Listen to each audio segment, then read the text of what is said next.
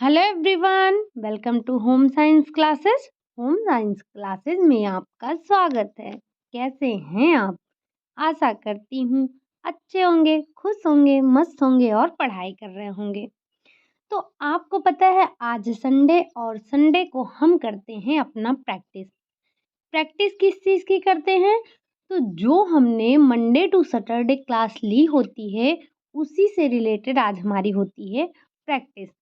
तो वैसे तो आज आपकी जो चाइल्ड डेवलपमेंट है उसकी पहली प्रैक्टिस सेट है। बाकी वैसे आपकी आज प्रैक्टिस सेट नंबर 23 है। तो आज हम डिस्कस करने वाले हैं अपने चाइल्ड डेवलपमेंट के क्वेश्चन को। जो हमने 3 टॉपिक कवर अप किया है बस उसी से रिलेटेड हमें क्वेश्चन कर लेने हैं। तो आप लोग साथ में पेन और नोटबुक लेकर ज़रूर बैठिएगा। जो कुछ भी नया लगे उसे नोट डाउन ज़रूर कर लीजिएगा। लास्ट में मुझे बताइएगा कि आपने कितने क्वेश्चन सही किए हैं। ठीक, चलिए तो बढ़ते हैं आज के अपने पहले क्वेश्चन की तरफ। पहला क्वेश्चन है आपका, इन्फेंट डेवलपमेंट पुस्तक के लेखक हैं। आपने जब पहली क्लास ली थी जिसमें आपने बाल विकास के ऐतिहासिक पृष्ठभूमि की चर्चा की थी, तो ऐतिहासिक पृष्ठभूमि में आपने कई पुस्तकों के नाम सुने थे। वहीं पर आपने सुना था कि जो आपके इन्फेंट डेवलपमेंट पुस्तक है उसके लेखक कौन हैं? क्या वो डार्विन है, क्या वो टेन है, या फिर फ्रॉबेल हैं, या फिर वो पेस्टालॉजी हैं? तो जो इन्फेंट डेवलपमेंट के लेखक हैं वो हैं आपके टेन महोदय। इसे सही कर लीजिएगा। टेन महोदय के द्वारा रचित ये आपकी पुस्तक है। क्या? Infant development. पुस्तक के नाम साथ साथ नोट डाउन करते हुए चलिएगा। आपको 4 से 5 पुस्तक के नाम यहाँ पर मिलने वाले हैं। ठीक, अगला क्वेश्चन है आपका, किस वैज्ञानिक ने इस बात पर जोर दिया है कि बाल मन प्रौढ़ मन से भिन्न होता है? ऐसा किस मनोवैज्ञानिक का मानना है कि जो बाल मन होता है वो प्रौढ़ मन से भिन्न होता है? रूसो का मानना है, हरलॉक का मानना है, कमेनियस का मानना है, या फिर जॉन लॉक का मानना है? तो जो आपके कमेनियस महोदय थे, इनका मानना ये था कि जो बाल मन होता है वो प्रौढ़ मन से भिन्न होता है। तो बाल मन क्या होता है? बाल मन प्रौढ़ मन से भिन्न होता है। ठीक, अगला क्वेश्चन है आपका, विकासात्मक मनोविज्ञान को ही कहा जाता है। जो आपका विकासात्मक मनोविज्ञान है उसे हम क्या कहते हैं? क्या उसे हम बाल मनोविज्ञान कहते हैं, उसे हम बाल विकास कहते हैं, शिशु व्यवहार अध्ययन कहते हैं, या फिर उसे हम बाल अध्ययन कहते हैं? तो हमने डिस्कस कर रखा है कि जो विकासात्मक मनोविज्ञान है यानी कि जो आपका बाल विकास है, बाल विकास को ही हम विकासात्मक मनोविज्ञान कहते हैं। क्या कहते हैं?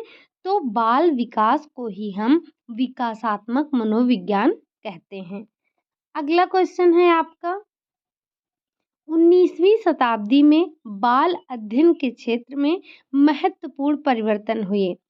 इस परिवर्तन के प्रणेता थे, कौन थे? इस परिवर्तन के प्रणेता किसे माना जाता है?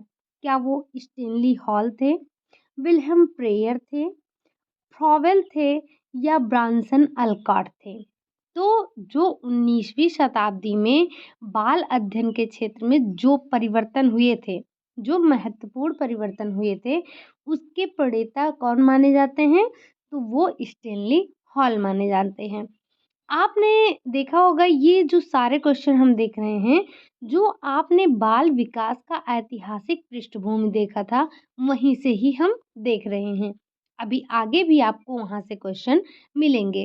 तो हमने आपको पहले ही बताया था कि जो आपकी चाइल्ड डेवलपमेंट की पहली क्लास होगी, यानी कि जो इंट्रोडक्शन वाली क्लास होगी, उसमें जो आपने थोड़े बहुत पॉइंट लिखे हैं, वो आपको रट्टा मार जाने हैं, ठीक? क्योंकि उसमें कुछ सन याद करने थे, कुछ पुस्तकों के नाम याद करने थे, कुछ संस्थाओं के नाम याद करने थे, कुछ लेखकों के नाम याद करने थे। तो ये सारी चीज़ें आपको रट्टा मारने वाली थी, ठीक? तो जो 19वीं शताब्दी में बाल अध्ययन के क्षेत्र में महत्वपूर्ण परिवर्तन हुए थे, उसके प्रणेता कौन हैं? तो वो हैं आपके स्टेनली हॉल हैं। ठीक। अगला क्वेश्चन है आपका, स्टेनली हॉल ने बालकों के अध्ययन के लिए जो विधियां विकसित की, उनमें से प्रमुख थी, उनमें से कौन सी विधि प्रमुख थी? क्या वो साक्षात्कार विधि थी? क्या वो प्रश्नावली विधि थी? जीवन इतिहास विधि थी? या फिर प्राकृतिक विधि थी? तो जो स्टेनली हॉल के द्वारा अध्ययन की जो विधियां विकसित की गई थी, उसमें सबसे प्रमुख जो विधि थी वो थी आपकी प्रश्नावली विधि। तो यहाँ से आप एक पॉइंट और ध्यान रखेंगे, क्या कि जो प्रश्नावली विधि थी वो किसके द्वारा विकसित की गई थी? ठीक। तो वो की गई थी स्टेनले हॉल के द्वारा। अगला क्वेश्चन है आपका, बाल विकास इनका अध्ययन करता है, यानी कि जो बाल विकास है वो किसका अध्ययन करता है? क्या गर्भावस्था से बाल्यावस्था तक करता है? क्या गर्भावस्था से किशोरावस्था तक करता है? या फिर गर्भावस्था से जीवन पर्यंत करता है? या फिर उपरोक्त में से कोई नहीं? तो आपको बताना है कि जो बाल विकास है, बाल विकास किस अवस्था से लेकर किस अवस्था तक अध्ययन करता है? तो हमने बाल्यावस्था तक कोई अध्ययन नहीं सुना था। ठीक। अब आपका बचा किशोरावस्था तक और जीवन पर्यंत तक। तो जो बाल विकास है, बाल विकास के अंतर्गत गर्भावस्था से लेकर जीवन पर्यंत तक जो व्यक्ति के व्यवहार में परिवर्तन होता है, उन्हीं सब का अध्ययन किया जाता है। तो कब से कब तक? तो जो बाल विकास है, इसमें गर्भावस्था से लेकर जीवन पर्यंत तक का अध्ययन किया जाता है। ठीक। अगला क्वेश्चन है आपका, बाल मनोविज्ञान तथा बाल विकास में प्रमुख अंतर क्या है? हमने बाल मनोविज्ञान और बाल विकास में डिफरेंस देखा था। अब वही आपको बताना है कि डिफरेंस कहाँ पर है, जो मुख्य अंतर है इनका। क्या अध्ययन पद्धतियों में अंतर है? क्या क्षेत्र में अंतर है? क्या कार्य में अंतर है? या फिर इनमें से कोई नहीं? अब जब हमें इनके प्रमुख अंतर को एक बताना है, तो हम इनके बाल मनोविज्ञान और विकासात्मक बाल विकास के प्रमुख अंतर में हम रखेंगे क्षेत्र के अध्ययन का। अब एक बार आप बताइएगा कि जो क्षेत्र का अंतर है वो कहाँ से कहाँ तक है? ठीक? क्या इनके क्षेत्र में कौन-सा अंतर देखने को मिलता है? तो जो बाल मनोविज्ञान है और जो विकासात्मक मनोविज्ञान है, इन दोनों में जो मुख्य अंतर आ जाता है, वो क्षेत्र का अंतर आ जाता है। यानी कि बाल मनोविज्ञान और बाल विकास के क्षेत्रों का अध्ययन, यहाँ पर क्षेत्रों में अंतर आपको मिल जाता है। ठीक। अगला क्वेश्चन है आपका कि बाल विकास इनका अध्ययन है। जो बाल विकास है वो किसका अध्ययन होता है? क्या वो बालकों के विकास के विभिन्न पहलुओं का अध्ययन करता है? बालकों के व्यवहार का अध्ययन करता है? या विकास को प्रभावित करने वाले तत्वों का अध्ययन करता है? या फिर ये तीनों का अध्ययन करता है? तो बाल विकास जो अध्ययन है वो इन तीनों का ही अध्ययन करता है। किसका? बालकों के विकास के विभिन्न पहलुओं का अध्ययन करता है, चाहे वो आपका शारीरिक हो, सामाजिक हो, संवेगात्मक हो या फिर मानसिक हो। बालकों के व्यवहार का अध्ययन करता है, साथ हाथ विकास को प्रभावित करने वाले तत्वों का भी अध्ययन करता है। अब लगे हाथ एक बार आप 2-4 जो आपके विकास को प्रभावित करने वाले तत्व हैं, उनको भी कमेंट बॉक्स में छाप दीजिएगा। चाहे 2-4 ही छापिएगा, लेकिन छाप ज़रूर दीजिएगा। ठीक? अगला क्वेश्चन है आपका, बाल विकास का अध्ययन महत्वपूर्ण है। क्यों? बालकों के उचित पालन पोषण में, बालकों के सर्वांगीण विकास के लिए, बालकों के व्यवहारों को नियंत्रित करने के लिए या फिर अच्छे नागरिकों के निर्माण के लिए। तो देखिए, बाल विकास का जो अध्ययन है, हमने इन सभी के बारे में सुना था कि बालकों के उचित पालन पोषण के लिए भी आवश्यक है, महत्वपूर्ण है, बालकों के सर्वांगीण विकास के लिए भी महत्वपूर्ण है, बालकों के व्यवहारों को नियंत्रित करने के लिए भी आवश्यक है, साथ ही साथ उन्हें अच्छे नागरिक के निर्माण के लिए भी हमें बाल विकास के अध्ययन की आवश्यकता है या फिर ये महत्वपूर्ण है। लेकिन अब हमें इसमें से किसी एक को ही चुनना है, तो हम चुनेंगे सर्वांगीण। अब सर्वांगीण विकास के अंतर्गत ये सारे आ जाएंगे, ठीक। तो बाल विकास का अध्ययन क्यों महत्वपूर्ण है? तो बालकों के सर्वांगीण विकास के लिए ये महत्वपूर्ण है। बाकी हम इन पक्षों को भी इग्नोर नहीं करेंगे, ये सारे पक्ष भी आ जाते हैं, इनके लिए भी बाल विकास का अध्ययन महत्वपूर्ण है। लेकिन अब हमें किसी एक को चुनना है, हम अपने आप से विकल्प तो दे नहीं सकते हैं। तो इसीलिए ये बालकों के सर्वांगीण विकास के लिए यहाँ पर आपका राइट आंसर हो जाएगा। ये क्वेश्चन आपके बुक के ही हैं। स्टार्टिंग के जो 15 क्वेश्चन हैं वो आपके बुक के ही हैं। बाकी जो आपको अलग और मिलेंगे वो मेरे द्वारा बनाए हुए क्वेश्चन हैं, ठीक। अगला क्वेश्चन है आपका, बाल मनोविज्ञान तथा विकासात्मक मनोविज्ञान में अंतर है। आपने देखा था बाल मनोविज्ञान और विकासात्मक मनोविज्ञान के जो डिफरेंस था उसको हमने अलग से पॉइंट करके समझा था। तो आपने देखा था क्या क्षेत्र में अंतर था, उद्देश्य में अंतर था, दृष्टिकोण में अंतर था, या फिर ये तीनों सही हैं? तो जो बाल मनोविज्ञान है और जो विकासात्मक मनोविज्ञान है, ये तीनों अंतर आपको देखने को मिलेगा। उसके क्षेत्र में भी अंतर मिलेगा, उद्देश्य में भी अंतर मिलेगा और उसके दृष्टिकोण में भी आपको अंतर देखने को मिलेगा। तो आपका राइट आंसर क्या हो जाएगा? उपर्युक्त तीनों। अगला क्वेश्चन है आपका, वृद्धि का अर्थ है, वृद्धि का अर्थ क्या होता है? आंतरिक और बाह्य अंगों का बढ़ना, केवल बाह्य अंगों का बढ़ना, केवल आंतरिक अंगों का बढ़ना, शारीरिक व मानसिक रूप से बढ़ना। तो वृद्धि को आपने क्या देखा था? वृद्धि का अर्थ होता है कि फैलाव। वृद्धि का अर्थ क्या होता है? फैलाव होता है। अब इसमें आंतरिक और बाह्य दोनों अंगों का ही बढ़ना क्या कहलाता है? तो दोनों अंगों का बढ़ना वृद्धि कहलाता है, ठीक। वृद्धि का क्या अर्थ होता है? वृद्धि का अर्थ होता है आंतरिक और बाह्य अंगों में वृद्धि करना, बढ़ना या फिर उनका फैलना। वृद्धि को आप माप सकते हैं, वृद्धि मात्रात्मक होती है, वृद्धि को आप देख भी सकते हैं, ठीक। ये सारी विशेषताएं आपने समझी थी कहाँ पर? वृद्धि में। अगला क्वेश्चन है आपका, विकास में होने वाले परिवर्तन होते हैं। ये जो विकास में परिवर्तन होते हैं वो कैसे होते हैं? रचनात्मक और विनाशात्मक दोनों होते हैं, रचनात्मक होते हैं, विनाशात्मक होते हैं, या फिर शारीरिक होते हैं। तो आपने देखा था जो शारीरिक विकास आप देख रहे हैं, जब हमने वृद्धि की बात की थी तो वहाँ पर हमने देखा था कि वहाँ पर मुख्यतः आपको जो परिवर्तन देखने को मिलेगा वो शारीरिक देखने को मिलेगा। लेकिन जब हमने विकास की बात की थी तो विकास में परिवर्तन आपका रचनात्मक और विनाशात्मक ये दोनों ही आ जाते हैं। रचनात्मक शुरू के कुछ अवस्थाओं तक होते हैं, जो उत्तरार्ध की अवस्था होती है उसमें विनाशात्मक परिवर्तन होते हैं।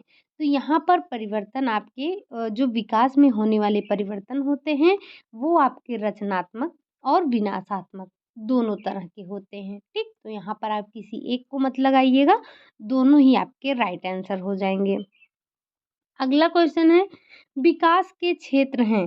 विकास के क्षेत्र कौन कौन से हैं? शारीरिक हैं, मानसिक हैं, सामाजिक हैं, या फिर उपर्युक्त तीनों। तो विकास के क्षेत्र आपके ये तीनों हैं, यानी कि शारीरिक भी हैं, मानसिक भी हैं, सामाजिक भी है, संवेगात्मक विकास भी इसी के अंतर्गत आता है। तो विकास के क्षेत्र में यानी कि विकास सभी पहलुओं को टच करता है, सभी जो है सभी क्षेत्रों को छूता हुआ आपका विकास होता है। तो विकास के क्षेत्र में शारीरिक, मानसिक, सामाजिक, संवेगात्मक ये सारे क्षेत्र आ जाते हैं। अगला क्वेश्चन है आपका, हरलॉक के अनुसार शैशवावस्था है।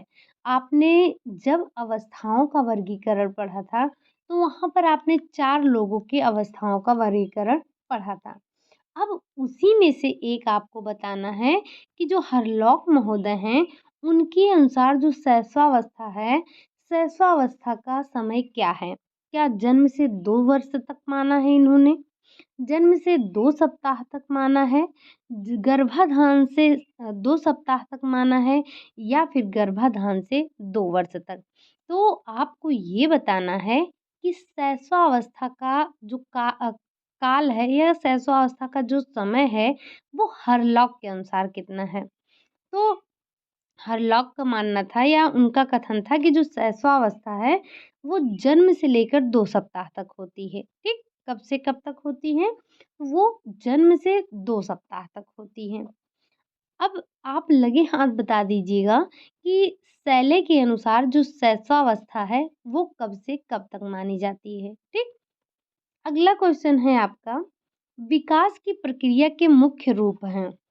जो विकास की प्रक्रिया है, विकास की प्रक्रिया के मुख्य रूप क्या हैं?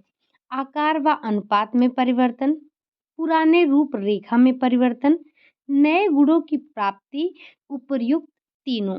तो आपने पढ़ा था कि विकास की जो प्रक्रिया है, उसके मुख्य रूप क्या हैं? तो आकार व अनुपात में परिवर्तन। जैसे जैसे अभी आप इससे रिलेटेड एक क्वेश्चन और देखेंगे कि जो बच्चे में विकास होता है उसके आकार और अनुपात में परिवर्तन होता है।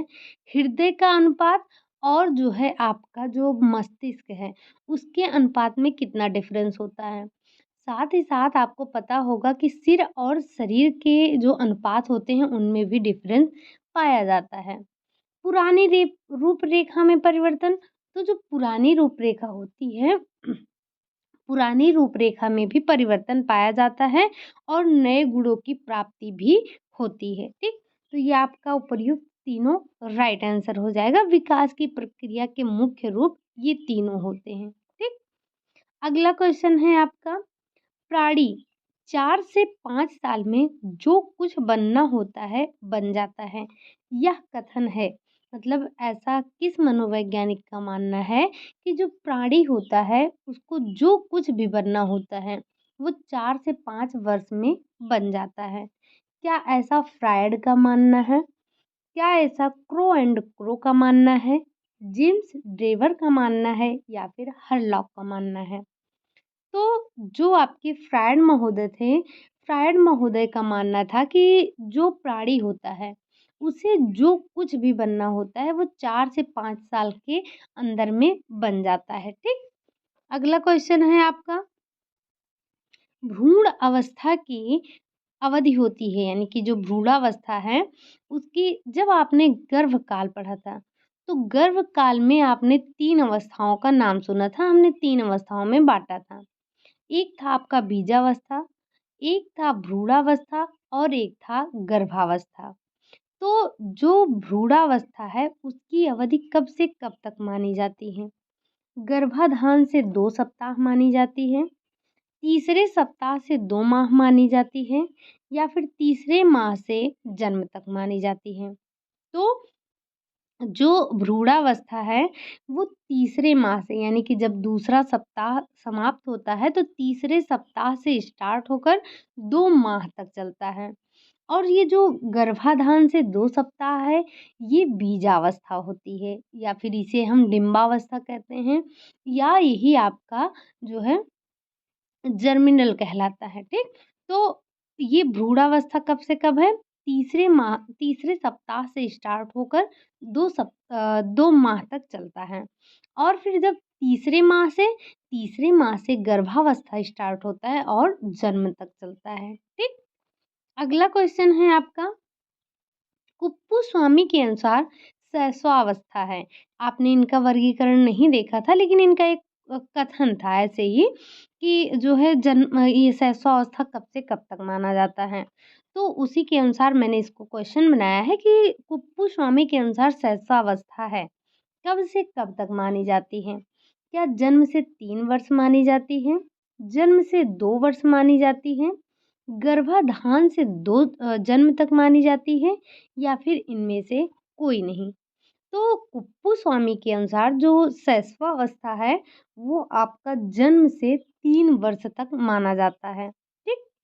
अगला क्वेश्चन है आपका, शैशवावस्था में बच्चा समायोजन करता है, यानी कि जो बच्चा होता है वो शैशवावस्था में किन किन चीज़ों से समायोजन करता है? पोषण क्रिया से करता है, श्वसन क्रिया से करता है, तापक्रम से करता है या फिर उपरोक्त सभी। तो जो एक नवजात शिशु होता है, जब वो माँ के गर्भ में होता है, तो उसको पोषण माँ के द्वारा मिलता है। श्वसन भी वो खुद से नहीं करता है।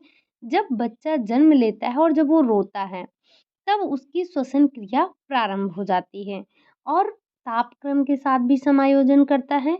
जो एक नवजात शिशु होता है, वो माँ के गर्भ का जो वातावरण होता है, तापक्रम होता है और जो बाहर का तापक्रम होता है, उसमें काफ़ी डिफरेंस होता है, ठीक?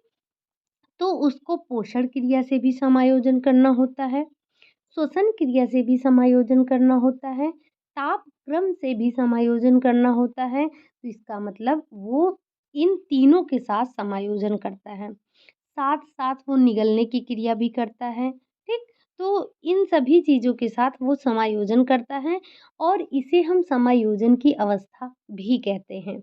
एक बार कमेंट करके बताइएगा कि हमने किसी एक अवस्था में और पढ़ा था कि इसे हम समायोजन की अवस्था कहते हैं। बच्चा बहुत समायोजन करता है इसमें। वो कौन-सी अवस्था थी जिसे हमने समायोजन की अवस्था और कहा था, शैशवावस्था को छोड़कर, ठीक? अगला क्वेश्चन है आपका क्वेश्चन नंबर 20 है। निम्नलिखित में से विकास का सिद्धांत नहीं है। इसमें से कौन सा ऐसा है जो विकास का सिद्धांत नहीं है? निरंतरता का सिद्धांत नहीं है, समन्वय का सिद्धांत नहीं है, विशिष्ट से सामान्य की ओर का सिद्धांत नहीं है या फिर इनमें से कोई नहीं। तो हमने विकास के सिद्धांत में पढ़ा है क्या? निरंतरता का सिद्धांत। विकास निरंतर चलता रहता है, विकास सार्वभौमिक है, समन्वय का सिद्धांत है। लेकिन एक सिद्धांत हमने और पढ़ा था, वो विशिष्ट से सामान्य की ओर नहीं था, बल्कि क्या था? बल्कि सामान्य से विशिष्ट की ओर था, ठीक? तो यहाँ पर आपका राइट आंसर क्या हो जाएगा? थर्ड वाला, कि जो आपका विकास का सिद्धांत है, वो विशिष्ट से सामान्य की ओर नहीं, बल्कि सामान्य से विशिष्ट की ओर चलता है, ठीक? अगला क्वेश्चन है आपका, विकास एक व्यापक क्रिया है। विकास क्या है? तो विकास एक व्यापक क्रिया है। यह कथन है क्या? ये सत्य है, असत्य है, आंशिक सत्य है या फिर संबंधित नहीं है? तो ये कथन पूर्ण रूप से सत्य है कि जो विकास होता है, विकास एक व्यापक प्रक्रिया होती है। विकास में ही आपकी वृद्धि शामिल होती है, ठीक? तो विकास क्या है? विकास एक व्यापक प्रक्रिया होती है।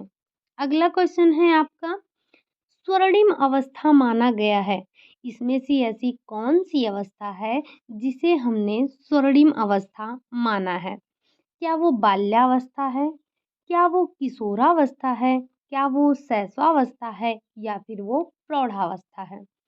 तो जो विकास की अवस्था है, उसमें जो आपका किशोरावस्था था, किशोरावस्था को हमने क्या कहा? तो किशोरावस्था को हमने स्वर्णिम अवस्था माना था, ठीक? अगला क्वेश्चन है आपका, रॉस के अनुसार शैशवावस्था है, जो रॉस महोदय हैं, सबसे पहले उन्होंने विकास की कितनी अवस्थाएं बताई थी? तो 4 बताई थी। तो उसी में आपको बताना है कि इनके अनुसार जो शैशवावस्था है वो कितना है? 1 से 3 वर्ष है, 3 से 6 वर्ष है, 6 से 12 वर्ष है या फिर 12 से 18 वर्ष है? तो जो आपके रॉस महोदय हैं, उनका मानना है कि जो शैशवावस्था है वो 1 से 3 वर्ष तक की है। कितनी?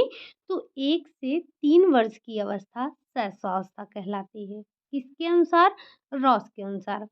साथ ही साथ एक बार और कमेंट करके मुझे बताइएगा कि और कौन से ऐसे मनोवैज्ञानिक हैं जिन्होंने शैशवावस्था का टाइम पीरियड 1 से 3 वर्ष ही माना था, ठीक? अगला क्वेश्चन है आपका, शैले के अनुसार शैशवावस्था की उम्र है 1 से 5 वर्ष है, 5 से 12 वर्ष है या फिर 12 से 18 वर्ष है? तो जो शैले महोदय हैं, इन्होंने भी शैशवावस्था का यानी कि जो विकास की अवस्था है, उसका वर्गीकरण किया था। तो इनके अनुसार जो शैशवावस्था का उम्र है वो 1 से 5 वर्ष है। फिर इन्होंने बाल्यावस्था को बताया और इन्होंने किशोरावस्था। इन्होंने सिर्फ 3 अवस्थाओं का ज़िक्र किया था। तो जिसमें से 1 से 5 वर्ष की जो अवस्था थी, उसे शैलेय महोदय ने शैशवावस्था का नाम दिया था। ठीक? अगला क्वेश्चन है आपका, भ्रूणावस्था की मध्य परत को कहते हैं। जो आपने देखा था, जो भ्रूणावस्था था वो 3 परतों में विभाजित था। एक था आपका एक्टोडर्म, दूसरा था आपका मेसोडर्म, तीसरा था आपका एंडोडर्म। तो आपको बताना है जो मध्य परत है उसको हम क्या कहते हैं? क्या उसे हम एक्टोडर्म कहते हैं? क्या उसे हम मेसोडर्म कहते हैं? या फिर उसे हम एंडोडर्म कहते हैं? तो जो भ्रूणावस्था की 3 परतें थी, उसमें से जो मध्य परत है उसे हम मेसोडर्म कहते हैं। ठीक? और एक्टोडर्म क्या थी? जो आपकी पहली परत यानी कि जो बाह्य परत थी, उसे हम एक्टोडर्म कह रहे थे। और इंडोडर्म यानी कि जो सबसे आंतरिक परत थी, तो उसे हम आंतरिक परत यानी कि जो आपकी आंतरिक परत थी, उसे हम एंडोडर्म के नाम से जानते हैं। अब आपका काम है, आप मुझे बताएँगे कि एक्टोडर्म में किस चीज़ का विकास होता है, मेसोडर्म में किस चीज़ का विकास होता है और एंडोडर्म में किस चीज़ का विकास होता है। यानी कि किसमें जो है कौन-सी जो आपकी ये परत है, वो किसका निर्माण करती है? कौन आपके बाह्य त्वचा का निर्माण करता है? कौन अंतःग्रंथियों का निर्माण करता है या विकास करता है?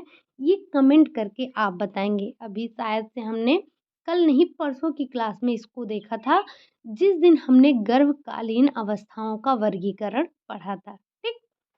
अगला क्वेश्चन है आपका, भ्रूण की बाह्य परत जिसे हम एक्टोडर्म कह रहे हैं या फिर जिसे हम पहली परत कह रहे हैं, वो निर्माण होता है। मतलब एक्टोडर्म किसका निर्माण करता है?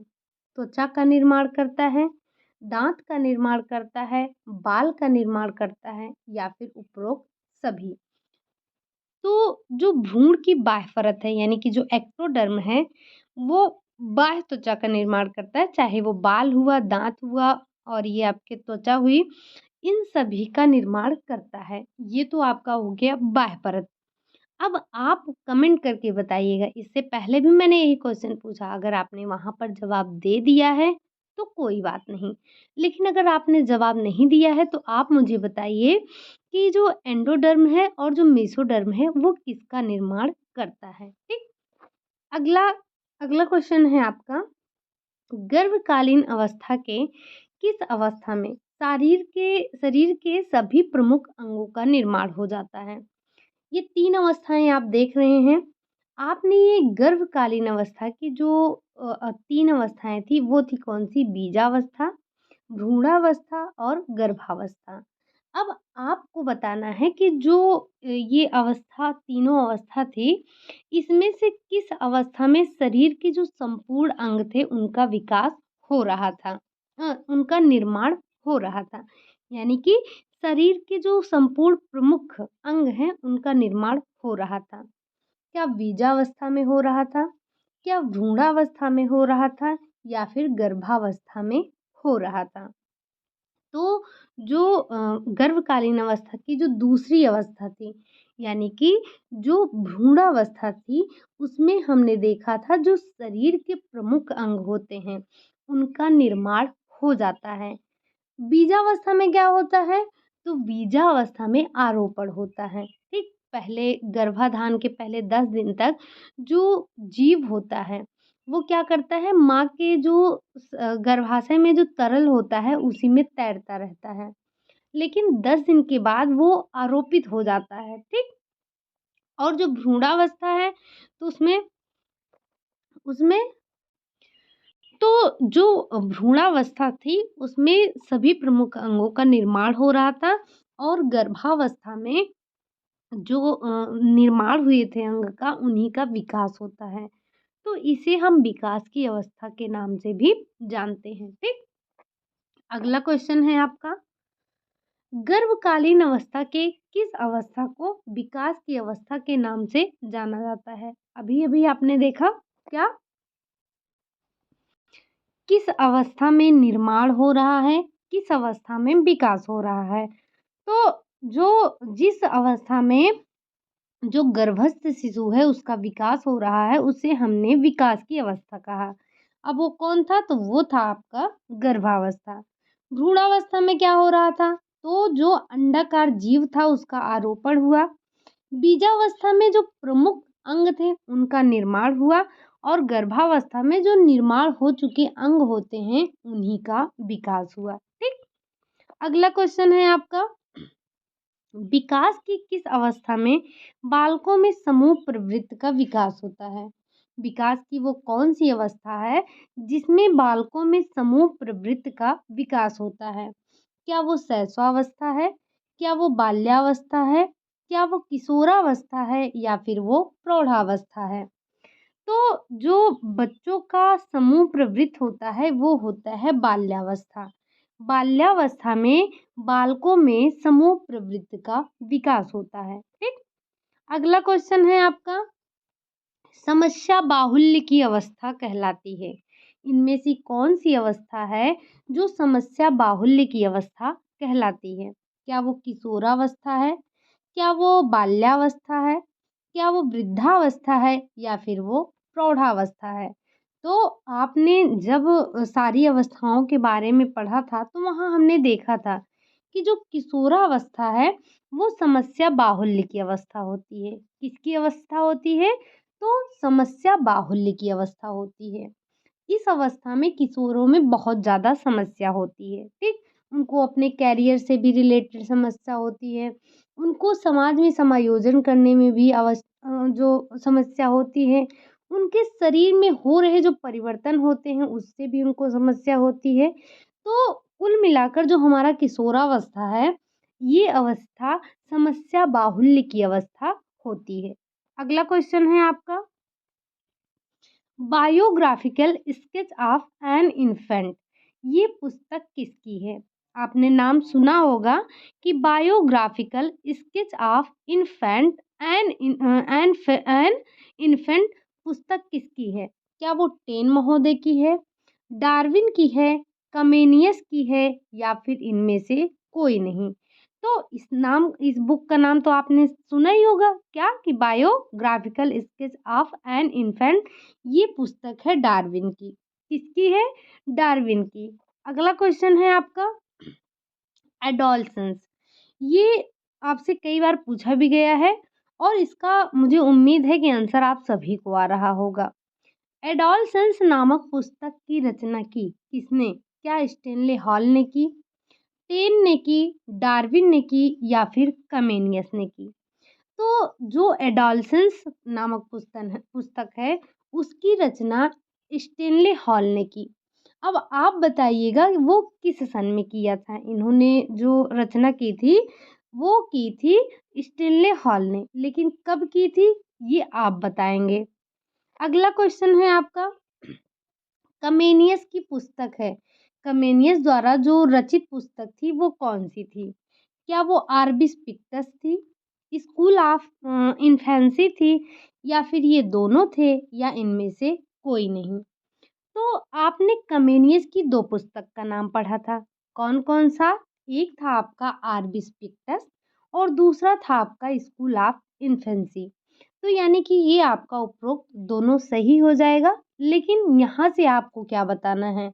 यहाँ से आप बताएंगे दोनों के सन, यानी कि किस सन में ये पुस्तकें लिखी गई थी। मैं बता दे रही हूँ दोनों के सन में डिफरेंस है, लेकिन ये कब लिखी गई थी। ठीक। अगला क्वेश्चन है आपका, स्टेनले हॉल के प्रयास से पेडागॉजिकल सेमिनरी पत्रिका का प्रकाशन हुआ। जो स्टेनले हॉल हैं उनके प्रयास से जो पेडागॉजिकल सेमिनरी पत्रिका है उसका प्रकाशन कब हुआ? 1891 में हुआ, 1906 में हुआ, 1957 में हुआ या फिर 1628 में हुआ था? तो जो स्टेनले हॉल के प्रयासों से जो एक पत्रिका का प्रकाशन हुआ था जिसका नाम था पेडागॉजिकल सेमिनरी, उसका प्रकाशन 1891 में हुआ था। कब हुआ था? तो 1891 में उसका प्रकाशन हुआ था। अगला क्वेश्चन है आपका स्टेनली हॉल के सॉरी ये तो वही क्वेश्चन है। अगला क्वेश्चन है आपका कि द माइंड ऑफ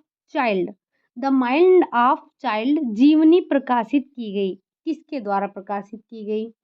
टेन के द्वारा की गई, डार्विन के द्वारा की गई, या फिर विल्हम प्रेयर के द्वारा की गई, या फिर सिन के द्वारा की गई? तो जो द माइंड ऑफ चाइल्ड जीवनी है उसका प्रकाशन विल्हम प्रेयर के द्वारा किया गया। किसके द्वारा? विल्हम प्रेयर के द्वारा किया गया। ठीक। अगला क्वेश्चन है आपका प्राणी में विकास। जो प्राणी है आपको बताना है कि उसमें विकास पहले होता है, वृद्धि से पहले होता है, वृद्धि के बाद होता है, वृद्धि के साथ होता है, या फिर इनमें से कोई नहीं। तो हमने ये पॉइंट डालकर लिखा था क्या कि जो प्राणी में विकास होता है वो वृद्धि से पहले ही स्टार्ट हो जाता है। कब? तो वृद्धि से पहले ही स्टार्ट हो जाता है। अगला क्वेश्चन है आपका विकास एक व्यापक क्रिया है, इसमें वृद्धि तथा परिपक्वता दोनों सम्मिलित होते हैं। यह कथन है क्या? क्या ये कथन सत्य है? क्या ये कथन असत्य है, या आंशिक रूप से सत्य है, या फिर संबंधित ही नहीं है? तो ये कथन पूरी तरह से सत्य है कि जो विकास होता है, विकास एक व्यापक क्रिया है। इसमें वृद्धि तथा परिपक्वता दोनों ही सम्मिलित होते हैं। ये कथन आपका पूरी तरह से सत्य है। ठीक। अगला क्वेश्चन है आपका मस्तकाधोमुखी विकास क्रम में विकास सिर से पैर की तरफ होता है, केंद्र से परिधि की तरफ होता है, या फिर दोनों, या इनमें से कोई नहीं? तो आपने विकास क्या देखा था? विकास का एक निश्चित प्रतिरूप होता है। ठीक। तो विकास क्या होता है? एक निश्चित क्रम में चलता है। तो इसकी दो दिशाएं आपने पढ़ी थी, एक निकट दूर का विकास देखा था, दूसरा आपने देखा था मस्तकाधोमुखी। अब मस्तकाधोमुखी में विकास कैसे होता है? तो वो सिर से पैर की ओर होता है, यानी पहले बच्चे का सिर, फिर उसका मुंह यानी कि गर्दन, फिर उसकी धड़, देन उसका पैर। कुछ इस तरह से बच्चे में विकास होता है। ये माना एक बच्चा है, ये रहा उसका सर, ये रहा उसका हाथ, ये रहा पेट, ये रहा पैर। ठीक। तो सबसे पहले सर से विकास होता है, यहाँ गर्दन के पास विकास होता है, हाथों में, कंधों पर, फिर इसके परिधि पर, देन इसके पैरों में विकास होता है। बच्चा सबसे लास्ट में खड़ा होता है। ठीक। बच्चा बोलने भी लगता है, खुद से खाने पीने भी लगता है, अपने सर को भी संभाल लेता है, और लास्ट में वो अपने पैर पर खड़ा होता है। तो मस्तकाधोमुखी विकास का क्रम क्या है? तो सिर से पैर की ओर है। अगला क्वेश्चन है आपका अगला क्वेश्चन है कि विकास विशेष से सामान्य की ओर है, यह कथन है। आपने विकास के सिद्धांत में पढ़ा था, क्या पढ़ा था? कि विकास जो है वो विशेष से सामान्य की ओर होता है। क्या ये पढ़ा था? ये कथन क्या है? सत्य है, असत्य है, या फिर संबंधित ही नहीं है, आंशिक रूप से सत्य है? तो ये आपका पूरी तरह से गलत है, यानी कि ये कथन आपका असत्य है। आपने विकास विशेष से सामान्य की ओर नहीं पढ़ा था, आपने पढ़ा था कि विकास सामान्य से विशेष की ओर होता है। ठीक। तो इसका राइट आंसर क्या होगा? इसका राइट आंसर होगा सेकंड वाला, यानी कि ये कथन आपका असत्य है। जो विकास है, विकास विशेष से सामान्य की ओर नहीं बल्कि सामान्य से विशेष की ओर होता है। ठीक। अगला क्वेश्चन है आपका विकास में होने वाले परिवर्तन रचनात्मक होते हैं, विनाशात्मक होते हैं, रचनात्मक व विकासात्मक दोनों होते हैं, या फिर इनमें से कोई नहीं?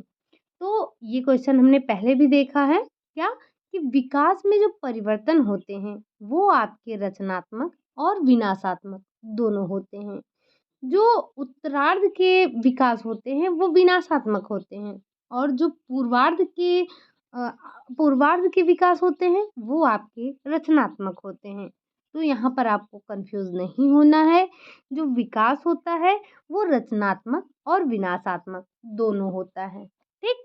अगला क्वेश्चन है आपका पहली बाल अध्ययन सोसाइटी की स्थापना की गई थी? जो आपकी पहली बाल अध्ययन सोसाइटी थी, उसकी स्थापना किसके द्वारा हुई थी?